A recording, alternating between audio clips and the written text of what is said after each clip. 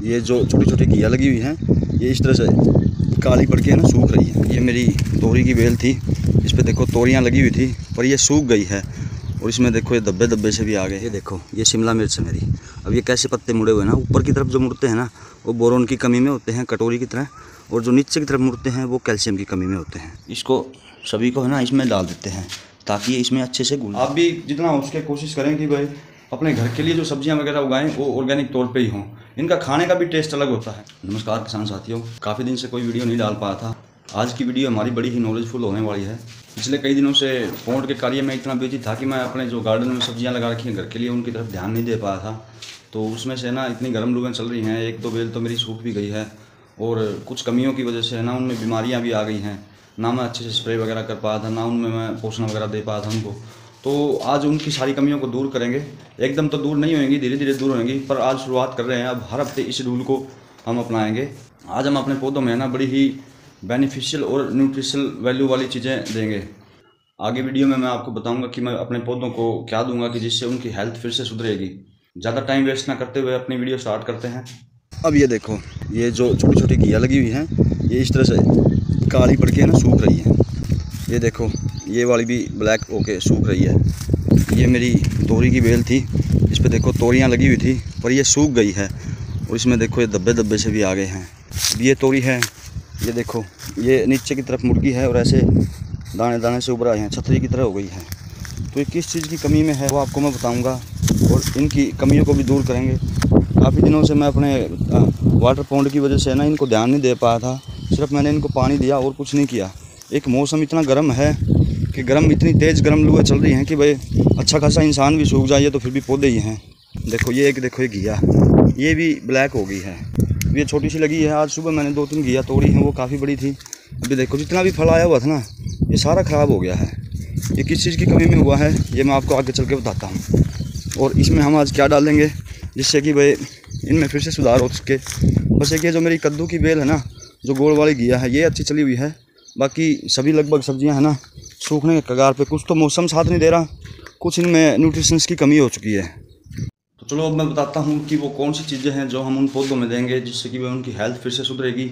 एकदम तो कोई भी ठीक नहीं होता, पर धीरे धीरे उनमें सुधार आ जाएगा। पहले हम उनके जड़ों में ड्रेंचिंग के थ्रू देंगे और आज शाम को थोड़ा मौसम ठंडा हो जाएगा तब एक स्प्रे और करेंगे। तो क्या क्या चीज़ें हैं वो मैं आपको दिखाता हूँ। ये देखो किसान साथियों, ये इनका सुपर फूड है, पौधों का सुपर फूड। अब मैं बताता हूँ कि आपको ये क्या क्या है। इनसे ना सारी कमियाँ लगभग दूर हो जाएंगी उनकी। ये तो है चूना जो कि कैल्शियम की कमी को दूर करेगा।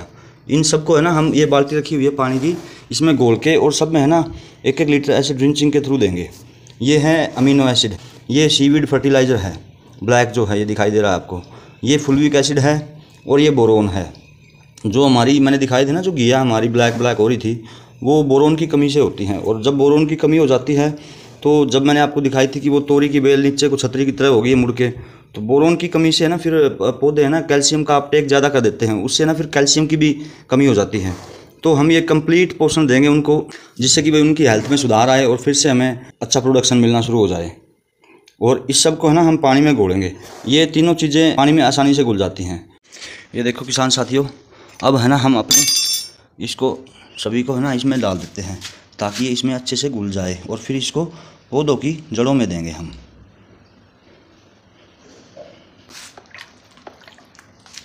ये देखो कितनी आसानी से ना घुल गया है ये सारा का सारा। ये होती है जेन्युइन प्रोडक्ट्स की निशानी। तीनों चीज़ें मैंने इकट्ठी डाली हैं और इनको अलग अलग डालता तो ये और भी जल्दी घुल जाता। ये देखो पूरा का पूरा घुल गया है ये। अब इसमें ये चूना भी ऐड कर देते हैं हम। एक चीज़ मैं आपको बता दूं दोस्तों, ये जो मैंने चूना डाला है ना ये हाइड्रेटेड लाइम है, यानी कि जो बुझा हुआ चूना है ना ये वो वाला है। हमारे यहाँ पे ना इंडस्ट्रियल एरिया है काफ़ी बड़ा, तो वहाँ पे मैं फैक्ट्री में से लेके आ गया था इसको। एक बार इकट्ठा लेके आ गया था, काफ़ी सस्ता ही पड़ गया था ये 10 या 12 रुपये किलो। तो मैं इसका पूरा एक कट्टा ही उठा के लेके आ गया था। ड्रिंचिंग तो करनी ही है हमें, साथ में हमें स्प्रे भी करना है क्योंकि स्प्रे का रिजल्ट जल्दी मिलता है। अब इसको ना हम हर हफ्ते 3 हफ्ते तक रेगुलर है ना कंटिन्यू रिपीट करेंगे। जैसे अभी दिन में मैं ये डाल रहा हूँ, अब गर्मी का टाइम है इसलिए मैं स्प्रे नहीं कर रहा। शाम को जब मौसम ठंडा हो जाएगा उस टाइम स्प्रे करूँगा। तो स्प्रे भी बहुत ज़रूरी है, वो हमें रिजल्ट जल्दी देगा। पौधों को जो पोषक तत्व हैं वो जल्दी मिलेंगे। जड़ के थ्रू देंगे तो वो थोड़े धीरे धीरे मिलेंगे, एकदम से नहीं मिलेंगे उनको। लेकिन जो स्प्रे है वो इंस्टेंट रिजल्ट देगा। इसमें लगभग सारे पोषक तत्व आ गए हैं। आपको पता है कि मैं ऑर्गेनिक तौर पे कर रहा हूँ, और घर के लिए तो वैसे भी ऑर्गेनिक ही करनी चाहिए, बाहर की केमिकल वगैरह कम से कम यूज़ करना चाहिए। तो इसलिए इन सब चीज़ों का मैं यूज़ कर रहा हूँ। आप भी जितना हो सके कोशिश करें कि भाई अपने घर के लिए जो सब्जियां वगैरह उगाएं वो ऑर्गेनिक तौर पे ही हों। इनका खाने का भी टेस्ट अलग होता है। मैंने ये खुद आजमा के देखा हुआ है, आप भी खुद प्रैक्टिकली करके देखो। एक घिया को मार्केट से लेके आओ और एक आपके घर पे जो उगी हुई है उसको बना के देखो, आपको टेस्ट में है ना अपने आप ही अंतर नज़र आ जाएगा। और बनाने का टाइम है, जो मार्केट वाली घिया है और अपने घर की घिया है कितनी जल्दी बनती है दोनों में, तो अपने आप ही पता चल जाएगा कि भाई हाँ भाई कि क्या डिफरेंस है। चलो बातें बहुत हो गई, अब हम इस पानी को अपने पौधों में डालते हैं।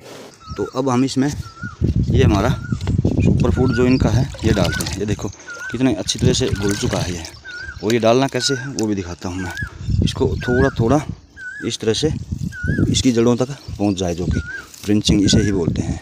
और शाम को हम इसमें ना पानी और दे देंगे, फिर थोड़ी नमी, जिससे अच्छे से हो जाएगी और ये सारा अंदर को चला जाएगा इनके। अब ये देखो मिर्च है, फूल तो बहुत लगे हैं पर सारे के सारे गिर रहे हैं वो। तो ये जो बोरोन है ना, बोरोन फूलों को झड़ने नहीं देगा और फूलों से फल बनने में सहायता करेगा। तो अभी सभी पौधों में डाल देते हैं इसको ऐसे। एक चीज़ और हम ऐड करनी भूल गए थे उसके अंदर, जो हमने टॉनिक बनाया हुआ है अपनी फसलों के लिए, जदाम सल्फर, वो भी हम ऐड करेंगे। वो कितना ऐड करेंगे, 1 लीटर पानी के हिसाब से 2 ml, यानी हमारी बाल्टी है 25 लीटर की, तो हम इसमें 50 ml डालेंगे। और जो पहले हमने चीज़ें डाली हैं उनकी क्वांटिटी के बारे में बात कर लेते हैं। हमने 50 ग्राम लिया था फुल्विक एसिड, 50 ग्राम अमीनो एसिड, हर चीज़ की मात्रा 50-50 ग्राम थी। बस चूना हमने आईडी से डाला था, एक कटोरी में यही कोई 100 ग्राम के करीब होगा वही। तो ये सब का घोल बना के हमने डाल दिया था। अगर हम इसका स्प्रे करेंगे तो उसमें 15 लीटर की जो टंकी होती है उसके अंदर डालेंगे 30-30 ग्राम, यानी कि 30 ग्राम अमीनो एसिड, 30 ग्राम फुल्विक एसिड, 30 ग्राम सीवीड फर्टिलाइज़र और 30 ग्राम बोरोन। तो एक टंकी में घोल बना के उसका स्प्रे कर देंगे। और ये स्प्रे है ना, इसमें कम से कम है ना 1 हफ्ते का गैप देना है। दूसरे स्प्रे या ड्रिंचिंग के अंदर 1 हफ्ते का गैप होना ज़रूरी है। ये लो किसान साथियों, ये 50 ml जदाम सल्फर है और ये 25 लीटर की पानी की बाल्टी है, इसमें हम इसको ऐड कर देते हैं। ये देखो किसान साथियों, ये मेरी गोल घिया का बेल है, इसमें भी हम ना ये जदाम सल्फर का जो पानी है इस तरह से थोड़ा थोड़ा डाल देते हैं। पूरी की पूरी बाल्टी नहीं डालनी, बस 1-2 लीटर इस तरह से डाल दो। बाद में ना शाम को जब मौसम थोड़ा ठंडा हो जाएगा तो हम इसमें ना खुला पानी चला देंगे।